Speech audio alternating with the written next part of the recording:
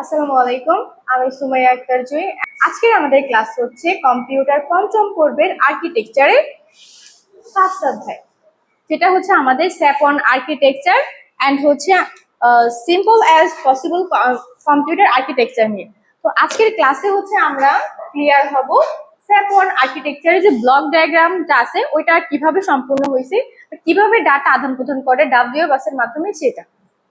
প্রথমত আসি আমরা স্যাপ জিনিসটা কি। স্যাপ ওয়ানের পুনরূপ হচ্ছে সিম্পল অ্যাজ পসিবল। স্যাপ ওয়ানের পুনরূপ কি? Simple as possible. এটা হচ্ছে আমাদের স্যাপ ওয়ানের একটি আর্কিটেকচার।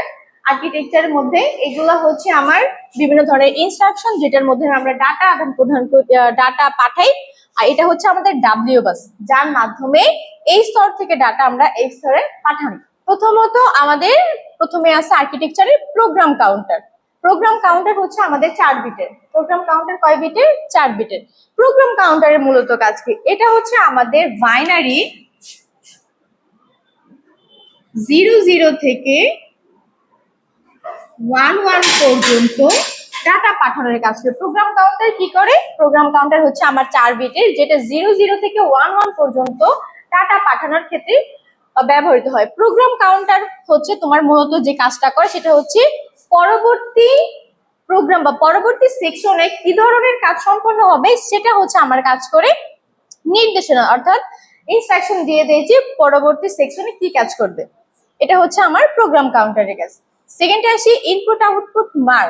ইনপুট আউটপুট মার হচ্ছে মূলত আমাদের, এটা কম্পিউটার চালনা করার সময় প্রোগ্রাম কাউন্টারের অ্যাড্রেসটি, কম্পিউটার যখন আমরা অন করব প্রোগ্রাম কাউন্টারের অ্যাড্রেসটি হচ্ছে মার।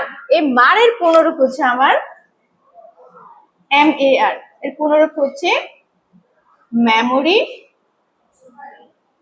Address register. আচ্ছা, মারের পুনরূপ কি? মেমোরি অ্যাড্রেস রেজিস্টারে ইনপুট আউটপুট মার। এই MAR হচ্ছে আমার 4 বিটের, সে 4 বিটের ডাটা হচ্ছে পাঠায়। কম্পিউটার চালনা করার সময় বা কম্পিউটারে কোনো প্রোগ্রাম চালনা করার সময় আমরা যে ইনপুট গুলা পাই সেই ইনপুট গুলা হচ্ছে মূলত আমাদের জমা আসে কোথায়? MAR এর মধ্যে। এরপরে আসি র্যাম। র্যাম হচ্ছে আমাদের 16 বিটের। সে কি করে? 16 বিটের ডাটা গ্রহণ করে এবং গ্রহণও করতে পারে এবং ডাটা পাঠাইতেও পারে। তো এই র্যাম মূলত হচ্ছে আমাদের করে কি, কম্পিউটারের জন্য র্যামের মধ্যে আমাদের সকল ধরনের ডাটা কি সুরক্ষিত থাকে। র্যামের মধ্যে আমরা বিভিন্ন ধরনের যে কোনো ধরনের ডাটা পড়তে পারি এবং যে কোনো ধরনের ডাটা কি আদান প্রদান করতে পারি। র্যাম থেকে ডাটা আদান প্রদান করার জন্য হচ্ছে আমরা এই বাস, এটার নাম হচ্ছে আমাদের ডাব্লিউ বাস। ডাব্লিউ বাসের মাধ্যমে হচ্ছে আমরা ডাটা আদান প্রদান করি। র্যামের মধ্যে আমাদের সকল ধরনের তথ্য সুরক্ষিত থাকে এবং র্যাম থেকে 8 বিটের ডাটা মারের মাধ্যমে MAR এর মাধ্যমে পাঠানোর জন্য আমরা হচ্ছে ডাব্লিউ বাস ইউজ করি। এরপরে আসি হচ্ছে ইনস্ট্রাকশন। ইনস্ট্রাকশন হচ্ছে আমাদের 8 বিটের। ইনস্ট্রাকশন হচ্ছে আমাদের 8 বিট নিয়ে কাজ করে। এই ইনস্ট্রাকশন হচ্ছে মূলত অপকোড। এটা হচ্ছে আমাদের অপকোড এবং অ্যাড্রেস নিয়ে কাজ করে। আমরা যখন কোনো ডাটা পাঠাতে চাই সেক্ষেত্রে কি আমাদের একটা নির্দিষ্ট স্পেসিফিক একটা অ্যাড্রেস থাকে যে আমরা কোন ফাইল থেকে কোন ফাইলের মধ্যে কি তথ্য পাঠাইতেছি সেটা, এবং ইনস্ট্রাকশন সেটা হচ্ছে আমার অপকোড। অপকোড এবং অপকোড এবং অপারেন্ড।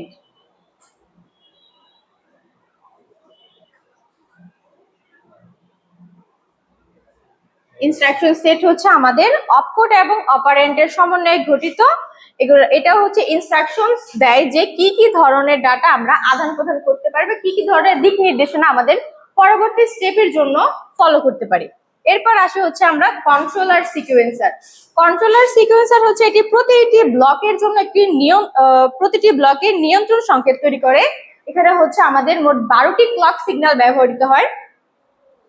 যেমন ক্লক সিগন্যাল গুলা যদি আমরা একটু সাইডে লিখি, CON ইকুয়াল হচ্ছে আমাদের CP,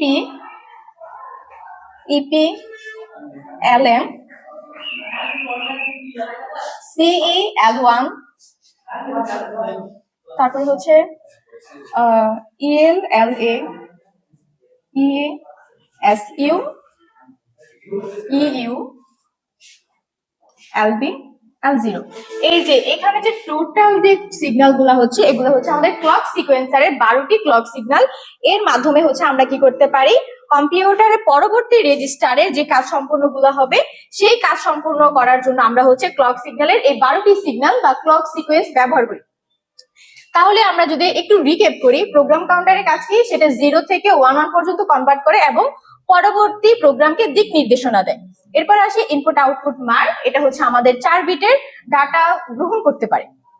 এটার কাজ হচ্ছে কি, কম্পিউটার চালনা করার সময় বা কম্পিউটার অন করার সময় প্রোগ্রাম গুলো হচ্ছে কি প্রোগ্রাম কাউন্টারের অ্যাড্রেসটি এমআর এর মাধ্যমে কি প্রোগ্রাম কাউন্টারের অ্যাড্রেসটি এমআর এর মাধ্যমে রূপান্তর করে। এরপর আসি র্যাম। র্যামের মধ্যে কি সকল ধরনের তথ্য সংরক্ষিত থাকে, এটা হচ্ছে আমাদের কয় বিটের, 16 বিটের। সেটি 16 বিটের মধ্যে 8 বিট ডাটা গ্রহণ করে এবং 8 বিট ডাটা পাঠায়। তাহলে তারপরে হচ্ছে আমরা যখন ডাটা পাঠানোর ক্ষেত্রে 8 বিট ডাটা পাঠানোর ক্ষেত্রে আমরা হচ্ছে ডাব্লিউ বাস ইউজ করি।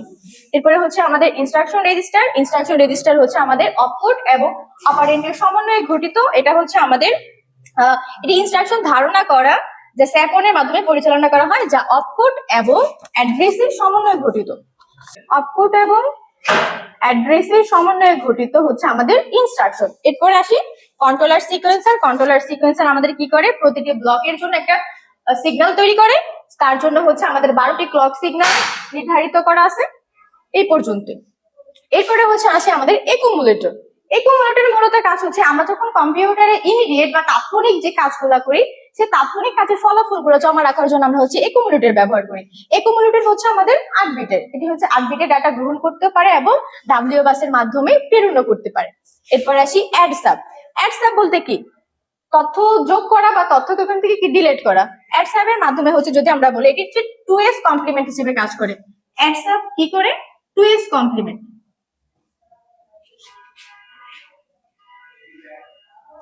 2s কমপ্লিমেন্টের মাধ্যমে কাজ করে, অর্থাৎ এর যদি একটা ইনপুটের পরিবর্তন হয় সাথে সাথে এর আউটপুটেরও পরিবর্তন হয়। এটা হচ্ছে আমাদের 8 বিটের ডাটা 8 বিটের ডাটা নিয়ে কাজ করে 2s কমপ্লিমেন্টের হিসেবে। অর্থাৎ যদি কখনো ইনপুটের পরিবর্তন হয় তাহলে কি আউটপুটের পরিবর্তন ঘটে। এরপরে আসি হচ্ছে আমাদের ভি রেজিস্টার বা বাফার রেজিস্টার। বাফার রেজিস্টার হচ্ছে মূলত আমার একুমুলেটরের জন্যই সমসাময়িক বা তাৎক্ষণিক অপারেন্টকে ধরে রাখার জন্য। এটার কাজ হচ্ছে আমাদের ফলাফল ধরে রাখে। আর বি রেজিস্টার হচ্ছে তাৎক্ষণিক অপারেন্টকে ধরে রাখার জন্য কাজ করে। এটাও হচ্ছে আমাদের 8 বিট নিয়ে কাজ করে। তারপর আসি আউটপুট রেজিস্টার।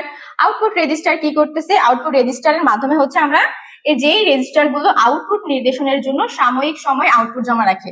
এই যে আমরা ভি রেজিস্টার থেকে যে অপারেন্ট গুলো জমা রাখছি সেই অপারেন্ট গুলোর আউটপুট প্রদর্শনের জন্য আমরা হচ্ছে আউটপুট রেজিস্টার ব্যবহার করে এখানে হচ্ছে সমসাময়িক বা আমরা ইচ্ছা করলে কি দীর্ঘ সময়ের জন্য আউটপুট জমা রাখতে পারি। এরপরে হচ্ছে আমাদের বাইনারি ডিসপ্লে। বাইনারি ডিসপ্লে হচ্ছে আমাদের 8 বিট নিয়ে কাজ করে। এটা হচ্ছে এলইডি আউটপুট রেজিস্টার থেকে ফলাফল প্রদর্শন করে। তো আজকে আমাদের স্যাপনের আর্কিটেকচার এতটুকুই ছিল। আই গেস সবাই বুঝতে পারছো। আজকের ক্লাসটা এতটুকু পর্যন্তই। সবাইকে ধন্যবাদ। আসসালামু আলাইকুম।